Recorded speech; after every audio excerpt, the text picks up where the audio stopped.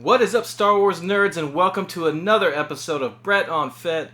On today's episode, I'm going to be giving my quick thoughts on this past week's special May the 4th Hasbro reveals from Fan First Wednesday. And then I'm going to be going over how I would fix the Expanded Universe and Gaming Greats cardback logos for the Vintage Collection line. Let's get to it.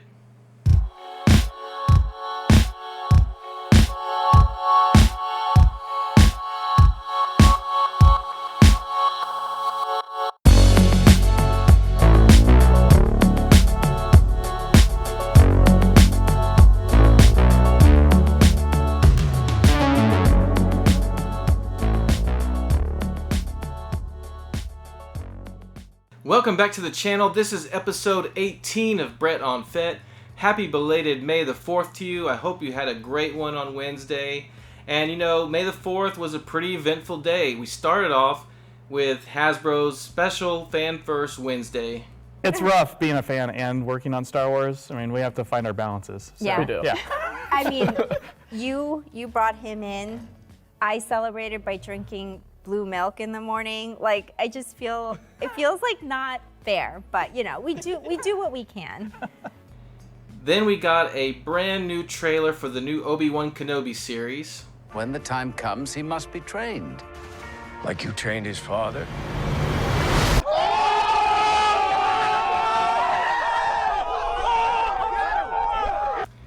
And then we got an interview from Obi-Wan himself, Ewan McGregor, on the Jimmy Kimmel Show, revealing his new Black Series figure. Like, they scan you, you know, they have these machines that, like, they read your body, and your every data point in your being is recorded, and then still it somehow doesn't quite look like you. You know what I mean? And then still, it's not quite right. I look like Great. I look like Richard Chamberlain in my first one from episode 1. I was dead like Richard Chamberlain. I was like, maybe they had an old scan of his that they just used for me. So as per usual, I do want to give you a quick recap of the latest reveals from Hasbro from Fan First Wednesday. I do record my videos on Saturday, so I'm always a few days behind. I'm sure you've seen plenty of other YouTubers recap the event, but I do like to give you guys just my quick thoughts on each of the reveals. So let's take a look. Alright, so as usual, I'll start with the Black Series. And first up, we had Princess Leia, Ewok Village. You know, pretty good figure. Nothing too exciting. I suppose we needed her in the line. I thought her face expression is a little strange, kind of a little bit angry. But she's fine. Nothing really to say there. And then Figuring Dan, we got him announced, you know, fairly recently for the Vintage Collection. Now here he is in the Black Series. He comes with several instruments, so you could, you know, army build him to create that whole band. And to complete that, we have Nail and Cheel from the modal nodes. So this is like a deluxe pack that comes with all the rest of the band instruments. So you can buy a few of these guys and have the entire band. So that's cool. Next up, we have the 187th Battalion Clone Trooper. You know, I love troopers typically, but for some reason, I think this one falls a little flat. I don't know why. It's maybe just me. I'm just weird sometimes, but this one, I'm just not excited about at all. I think it's because maybe the colors are just a little bit dull on him. Next up is definitely my favorite Black Series reveal of the event. It's the New Republic Security Droid. I love the design of this droid. I loved it ever since I saw it on The Mandalorian, and it's getting a brand new sculpt for this figure. They're not reusing parts from K2SO or anything like that, so that's really cool. Good looking droid. You guys know I say it almost every episode. I love droids, so very excited about this one. And finally, for the Black Series, they had two pipeline reveals. The first being HK-87, which is sort of like a security droid that Mando has to fight off in that episode with Ahsoka. Pretty cool looking droids. Again, always happy to get a droid, especially a completely new sculpt figure, which this surely would have to be, I believe. And then they revealed the Season 2 Mandalorian version of Luke Skywalker, which we also had revealed fairly recently as a pipeline reveal for the Vintage Collection. So I'm sure that's going to be an excellent figure. I'm just curious to see if they'll do like a deluxe set with Grogu included. Next, they did reveal something for the Retro Collection, and it is a re-release of that first wave of Retro Collection figures, but these will be coming in this nice box that's going to contain all the figures individually carded inside the box. So pretty neat for those of you who are interested in the Retro Collection but missed out on that first wave. Okay, moving on to the Vintage Collection, I want to start with the reveal for the next army building 4-pack of figures, and this was the Phase 1 Clone Trooper 4-pack, and this is a good choice. It makes perfect sense. A lot of people out there want to start army building Phase 1 Clone Troopers for their Clone Wars scenarios. This is not really my thing. I'm not too excited about this, but I am happy for all my collector friends that need this to army build. Next up is Anakin Skywalker from Attack of the Clones. I don't have a whole lot to say about this one. I'm not super excited about it, but we did need it. We needed this version of Anakin for the Vintage Collection. This is a repack from the Black Series 3 3/4 line. However, they have added a cloth goods robe for him, so that's awesome. I thought that was a good touch. So, solid figure. I'm happy with the card back. It's pretty good, so that's about all I got. Next up is the 332nd Ahsoka's Clone Trooper, another addition to the Clone Wars line, which I really like. I really like the figures in the Clone Wars line for the Vintage Collection. The card backs are great, and this one's no exception. I love the card back on this one. I figured we were getting this one since we had it in the Black Series. It's a pretty cool looking trooper. I know it's just a repaint, but I think it's a pretty neat one, and it's from a really cool scene from Season 7 of the Clone Wars, so very happy to get this one. Next is probably my favorite reveal from the Vintage Collection from this event. It's the Mandalorian Super Commando. What an awesome looking figure. I'm not super excited about the card back. I think it's a little bit dark. I think they could have done a little bit better with some more vibrant colors.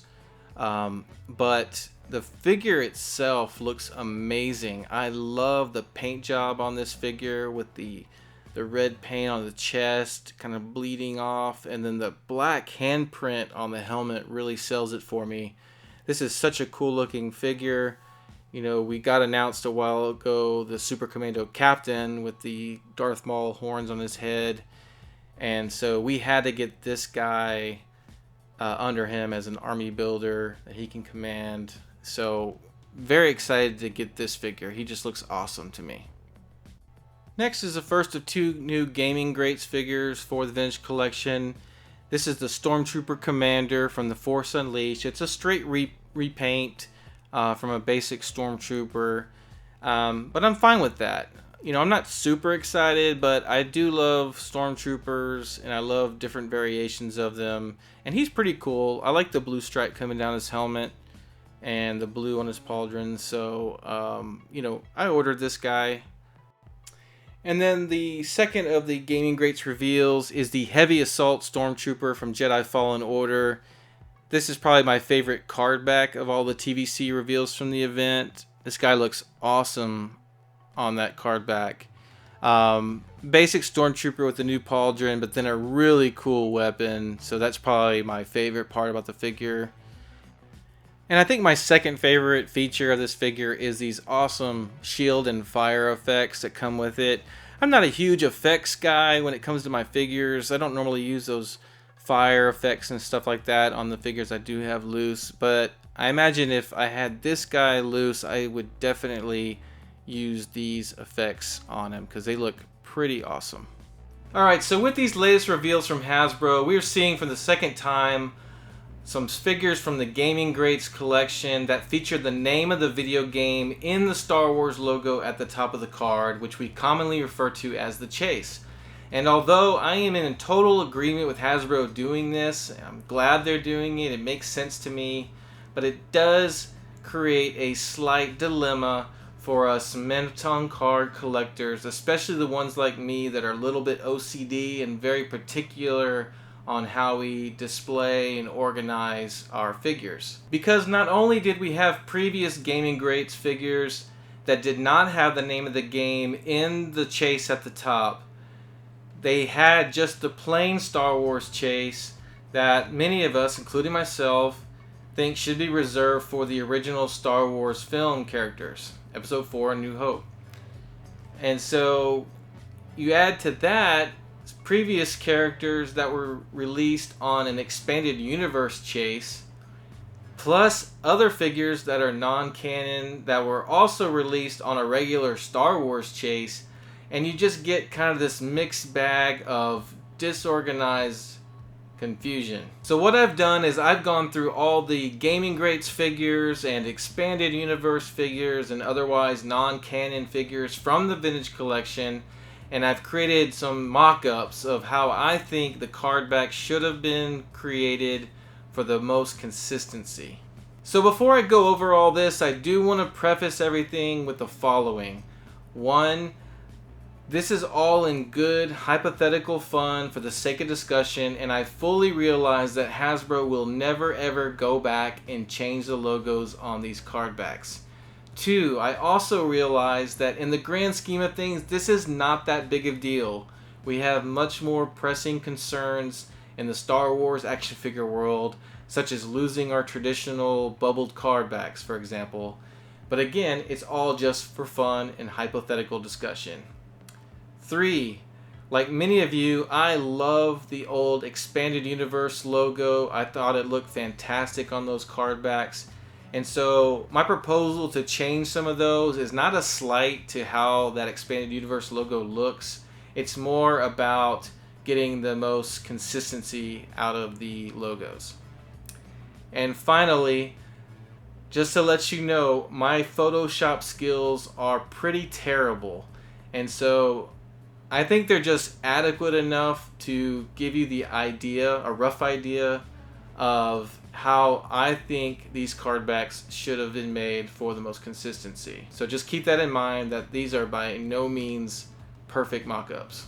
Alright, let's take a look.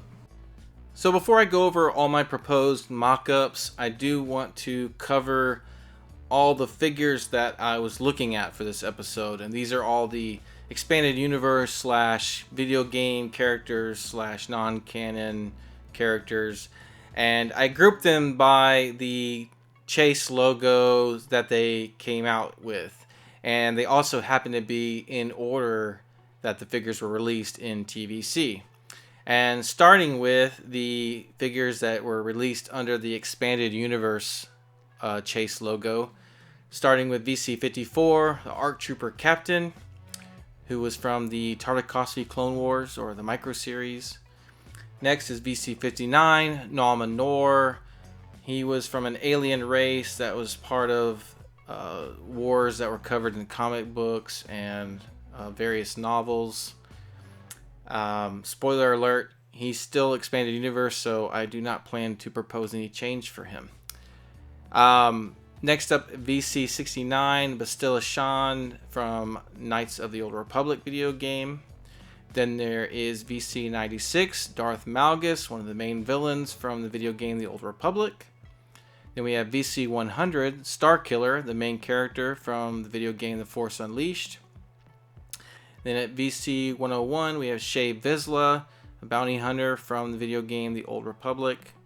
And finally, VC113, the Republic Trooper, also from the video game The Old Republic. Alright, when it comes to the chase logos on the card backs, these next 3 figures were the first that Hasbro really threw a curveball at collectors for, because these were the first 3 characters placed on the regular Star Wars chase that were not characters from the original Star Wars A New Hope film. And so we had, starting with VC129, Dr. Aphra, then VC163, the Shadow Trooper, and finally VC173, Hondo Ohnaka. All 3 on a regular Star Wars chase, but none of them appeared in Star Wars A New Hope. Alright, so next up is the first 4 figures from the official Gaming Greats line. I know we did have video game figures before on the Expanded Universe chase, but these were the first official ones for what they're calling the Gaming Greats line. And like Afra and the Shadow Trooper and Hondo, they put these figures on the regular Star Wars chase. Only for this Gaming Greats line, they added the name of the video game in the bottom right hand corner above their Kenner logo. And so, you know, they made another change for how they wanted to handle these characters that are not from the movies or shows.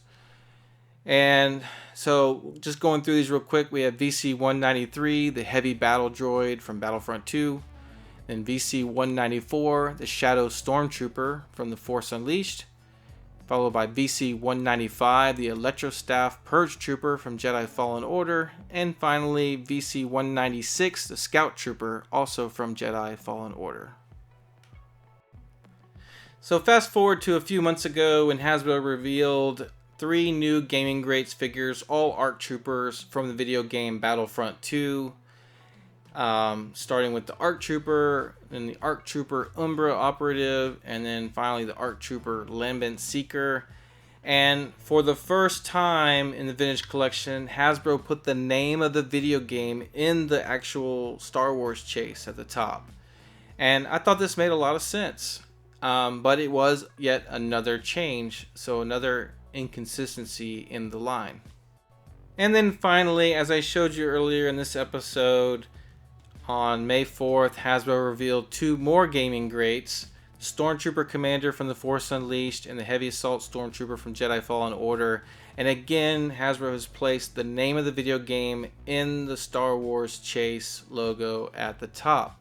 So it seems Hasbro is now accepting this strategy for all Gaming Greats figures moving forward.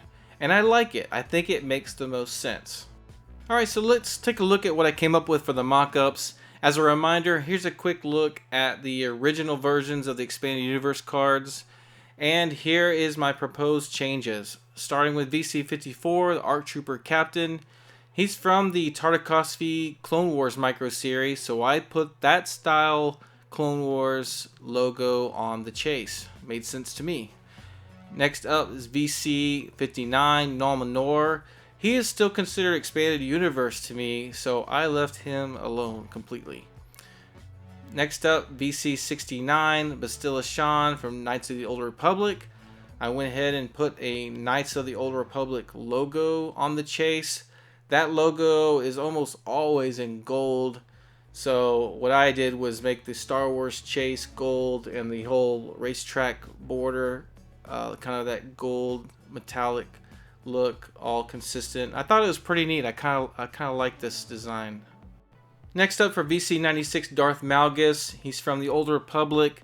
The Old Republic logos also use gold, just like Knights of the Old Republic. And so I did the same thing. I put the all gold chase racetrack border all the way around. The logo doesn't look as good the way I did it as the Knights of the Old Republic. But that's the best I could do with what I could find. Next up, VC-100 Starkiller. He's from The Force Unleashed, so I used the same Force Unleashed logo that Hasbro recently put on their Stormtrooper Commander. Next up is VC-101 Shae Vizsla. She's also from the Old Republic, so again I used the Old Republic emblem with the gold chase. And lastly, VC-113, the Republic Trooper, again from the Old Republic, so same thing, same Old Republic emblem with the gold chase. Next up for Dr. Afra, the Shadow Trooper, and Hondo. Here's a reminder look at the original version of the cards, and here's my proposed changes. Dr. Afra is still just in comics. I consider that Expanded Universe, so I've added that Expanded Universe chase to her card. Same thing with the Shadow Trooper. He's kind of all over the place with different media, but not predominantly in one particular media or game. So I've also added the Expanded Universe chase to his card. And then with Hondo Inaka, you know, he is mostly from the show The Clone Wars. He does show up in Rebels as well. But when they put this particular figure out, it was really supposed to be for a promotion for the new Star Wars Galaxy's Edge Park at Disney World. So really, you could go with a Clone Wars chase or a Galaxy's Edge chase. I'm not real comfortable with the Galaxy's Edge chase. I just thought that would be kind of weird. So I went ahead and put the Clone Wars chase for this figure. And then finally, for my proposed mock-ups, I have the 4 Gaming Greats figures, the first wave of Gaming Greats figures. Here's a reminder look at what the original cards look like, and here is my proposed changes, starting with VC 193, the heavy battle droid. Got that same Battlefront 2 logo they've put on the new ARC Troopers from that same game. Then with VC 194, the Shadow Stormtrooper. He's from the Force Unleashed, so I've got that same Force Unleashed logo that Hasbro has recently been using. Followed by BC-195, the Electro Staff Purge Trooper. He's from Jedi Fallen Order. So I've got that Jedi Fallen Order logo that Hasbro used for the recent reveal of the Heavy Stormtrooper. And then finally, BC-196 Scout Trooper, again from Jedi Fallen Order. So again, same Jedi Fallen Order logo on the chase. These are what make the most sense to me. Alright, so hindsight being 2020, that's how I would have created the logos for all of those card backs. Let me know in the comments if you agree with my method, or if you would have preferred Hasbro just use that expanded universe logo for all those figures, or if you think they had the right idea by leaving the plain regular Star Wars chase at the top for those figures, or some other combination. Thanks for watching. Thank you so much to my subscribers. Don't forget you can also follow me on Facebook, Instagram, and Twitter. Take care, and I'll see you next time.